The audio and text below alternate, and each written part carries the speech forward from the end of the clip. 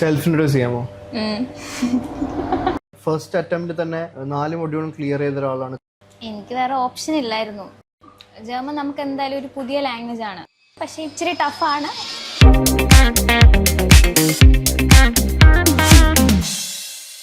ആദ്യം ഒന്ന് self introduce ചെയ്യാമോ? എൻ്റെ പേര് കൃതിക, ലാൻഡ്സ്റ്റുട്ടിലെ ജർമ്മൻ ഫാക്കൽറ്റി ആയിട്ട് വർക്ക് ചെയ്യുന്നു. ലാസ്റ്റ് 2 years ആയിട്ട് ഈ കരിയറാണ് പെർസ്യൂ ചെയ്യുന്നത്. 6 months ആയിട്ട് ലാൻഡ്സ്റ്റുട്ടിൽ വർക്ക് ചെയ്യുന്നു. അതായത് B2 പാസ്സായ ആളാണല്ലോ. എങ്ങനെയായിരുന്നു പഠിത്തവും അതിൻ്റെ ഗോയിത്തെ എക്സാമും അതുപോലെ അതിൻ്റെ പ്രിപ്പറേഷൻ്റെ എക്സ്പീരിയൻസും ഒക്കെ ഒന്ന് ഷെയർ ചെയ്യാമോ? ഡെയിലി അറ്റ്ലീസ്റ്റ് ഒരു 6 hours പഠിച്ചു കാണും. ഓരോ മൊഡ്യൂൾസിനും നല്ല ഇമ്പോർട്ടൻസ് കൊടുത്താണ് പഠിച്ചത്. ഞാൻ പഠിക്കുമ്പോൾ ഞാൻ ഷ്രൈബന് കൂടുതൽ, അതായത് റൈറ്റിംഗ് പാർട്ടിന് കൂടുതൽ ഇമ്പോർട്ടൻസ് കൊടുത്താണ് പഠിച്ചത്. അതിന് പർട്ടിക്കുലർ റീസൺ, കാരണം അതിന് ആവശ്യമുണ്ടോ? അതോ എനിക്ക് ഷ്രൈബനോട് ഇച്ചിരി താല്പര്യം ഉണ്ടായിരുന്നു, അപ്പം ഞാൻ ഷ്രൈബന് കുറച്ചുകൂടി ഇമ്പോർട്ടൻസ് കൊടുത്തു. ഓക്കെ. ഈ 4 മൊഡ്യൂൾസിൽ കൃതികയ്ക്ക് ഏറ്റവും ബുദ്ധിമുട്ട് എന്ന് തോന്നുന്നത് ഏത് മൊഡ്യൂളായിരിക്കും?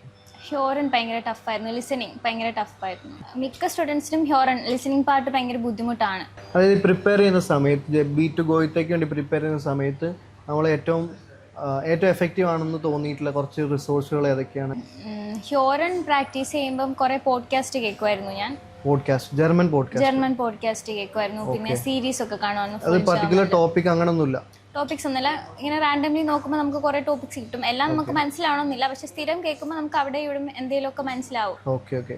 As we go further the picture get clearer, അങ്ങനത്തെ ഒരു വൈബ്. വേറെ ഇതല്ലാതെ ഈ പോഡ്കാസ്റ്റുകളല്ലാതെ ലേസൺ പ്രാക്ടീസ്, ലേസൺ റീഡിംഗ് ആണ്. അപ്പം നമുക്ക് എന്താണ് ഗോയിത്തെ പാറ്റേണിൽ നമുക്ക് നോർമലി തരുന്ന പോലെ അല്ലാതെ കുറെ ഒരു ന്യൂസ് പേപ്പറിന്റെ ഒരു ആപ്പ് ഉണ്ടായിരുന്നു. അപ്പം അതിൽ ചെയ്യുമായിരുന്നു. അപ്പം അത് നമ്മൾ വായിച്ച് നോക്കിയിട്ട് അതിനകത്ത് ക്വസ്റ്റ്യനും ഉണ്ടായിരുന്നു, അത് ആൻസർ ചെയ്യാം. അതിൽ തന്നെ നമുക്ക് അറിയാത്ത വേർഡ്സിന്റെ മീനിങ് നോക്കായിരുന്നു. അത് ഒത്തിരി ഹെൽപ്ഫുൾ ആയിരുന്നു. ഫസ്റ്റ് അറ്റംപ്റ്റ് തന്നെ 4 മൊഡ്യൂളും ക്ലിയർ ചെയ്ത ഒരാളാണ് കൃതിക.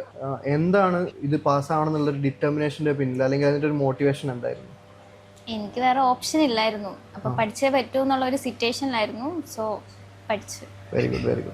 കൃതിക ഫോളോ ചെയ്തെന്ന പ്രിപ്പറേഷൻ പ്ലാൻ എങ്ങനെയായിരുന്നു? ഒന്ന് എലാബറേറ്റ് ചെയ്യാം, ഓർത്തെടുക്കാൻ പറ്റുമെങ്കിൽ. അങ്ങനെ പ്രത്യേകിച്ച് പ്ലാൻ ഒന്നും ഇല്ലായിരുന്നു. ഇപ്പം B2 എക്സാം പാസ്സായിട്ട് കുറച്ച് വർഷങ്ങളായി. അന്നേരം നമുക്ക് കിട്ടിയ മാക്സിമം ടൈം യൂട്ടിലൈസ് ചെയ്തു. അന്നേരം നമുക്ക് പ്രത്യേകിച്ച് ബെഞ്ച് മാർക്ക് ഒന്നും ഇല്ലായിരുന്നു. അപ്പം കിട്ടുന്ന കുറെ കാര്യങ്ങൾ നമ്മൾ പഠിച്ചു. മാക്സിമം ടൈം യൂട്ടിലൈസ് ചെയ്ത് പഠിക്കുകയായിരുന്നു. ഈ ലേസൺ എന്ന് പറഞ്ഞ മൊഡ്യൂളിൽ നമ്മൾ മോക്ക് ടെസ്റ്റ് ചെയ്യുമ്പോഴാണെങ്കിലും പരീക്ഷ എഴുതുമ്പോഴാണെങ്കിലും പഠിക്കുമ്പോഴാണെങ്കിലും നമ്മളൊരു പോർഷൻ വായിക്കുമ്പോൾ ഒട്ടും അൺഫെമിലർ ആയിട്ടുള്ള ഒരു പുതിയ വൊക്കാബുലറി, ഒരു പുതിയ വാക്ക് വരുമ്പോൾ നമ്മളത് എങ്ങനെയാണ് ക്രാക്ക് ചെയ്യാൻ പറ്റുക? നമുക്കത് എങ്ങനെയാണ് ആ ഒരു ചലഞ്ച് ഫേസ് ചെയ്യാൻ പറ്റുക? B2 നമ്മൾ ലേസൺ വായിക്കുമ്പോൾ നമുക്ക് കുറേ വാക്കുകൾ അൺഫെമിലർ ആണ്. ചിലപ്പോൾ നമ്മളൊരു സെന്റൻസ് വായിക്കുമ്പോൾ അതിൽ ഒരു വാക്കായിരിക്കും നമുക്ക് മനസ്സിലാവുന്നത്, ബാക്കിയെല്ലാം മനസ്സിലാവും. അപ്പം ആ ഒരു വാക്കിന് വേണ്ടി ടൈം കളയാതെ ബാക്കിയുള്ളത് നമ്മൾ വായിച്ചു പോകുന്നതായിരിക്കും നല്ലത്. കൃതിക തന്നെ മുൻപ് പറഞ്ഞു കൃതികയ്ക്ക് ഏറ്റവും ഇഷ്ടപ്പെട്ട മൊഡ്യൂൾ, പ്രാക്ടീസ് ചെയ്യാൻ ഏറ്റവും ഇഷ്ടപ്പെട്ട മൊഡ്യൂൾ ഷ്രൈബനാണ്. എങ്ങനെയാണ് ഷ്രൈബനെ അപ്രോച്ച് ചെയ്തത്? എങ്ങനെയാണ് അതിൻ്റെ പ്ലാൻ എങ്ങനെയായിരുന്നു? എനിക്ക് നോർമലി എഴുതാൻ ഭയങ്കര ഇഷ്ടമാണ്. അപ്പോൾ ഈ ഷ്രൈബൻ കിട്ടാൻ നേരം നമ്മളത് എഴുതി കഴിഞ്ഞിട്ട് സ്വന്തം മിസ്റ്റേക്സ് കണ്ടുപിടിച്ച് അത് കറക്ഷൻ ചെയ്ത് കഴിയുമ്പോൾ ഒരു പ്രത്യേക ഒരു സാറ്റിസ്ഫാക്ഷൻ ഉണ്ട്. അപ്പം കൂടുതൽ സമയം നമ്മൾ എഴുതിയിട്ട് അതിൻ്റെ മിസ്റ്റേക്സ് കണ്ടുപിടിക്കുന്നുണ്ട്. ഇപ്പോൾ സ്റ്റുഡൻസിനായാലും നമ്മൾ കറക്ഷൻ കൊടുക്കുമ്പം കുറേ മിസ്റ്റേക്സ് കണ്ടുപിടിക്കാൻ പറ്റുന്നുണ്ട്. അടിപൊളി, സാഡിസ്റ്റ്. നമ്മൾ 4 മൊഡ്യൂളിൽ 3 മൊഡ്യൂളിനെ പറ്റി സംസാരിച്ചു. അവസാനത്തെ മൊഡ്യൂളായിട്ടുള്ള സ്പ്രഷനെ പറ്റി എന്താണ് പറയാനുള്ളത്? അതെങ്ങനെയാണ് കൃതിക അറ്റംപ്റ്റ് ചെയ്തത്?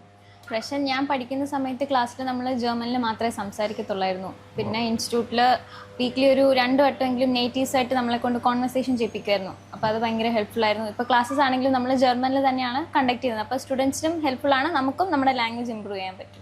സിംഗിൾ അറ്റംപ്റ്റിൽ ഗോയിത്തെ B2 പാസ്സായ ഒരാളെന്ന നിലയിലും 2 വർഷമായിട്ട് ജർമ്മൻ പഠിപ്പിക്കുന്ന ഒരാളെന്ന നിലയിലും എന്താണ് ജർമ്മൻ പഠിക്കാൻ അറ്റംപ്റ്റ് ചെയ്യുന്നവരോടും അല്ലെങ്കിൽ പരീക്ഷയ്ക്ക് പ്രിപ്പയർ ചെയ്യുന്നവരോടും അഡ്വൈസ് കൊടുക്കാനുള്ളത് എന്താണ്?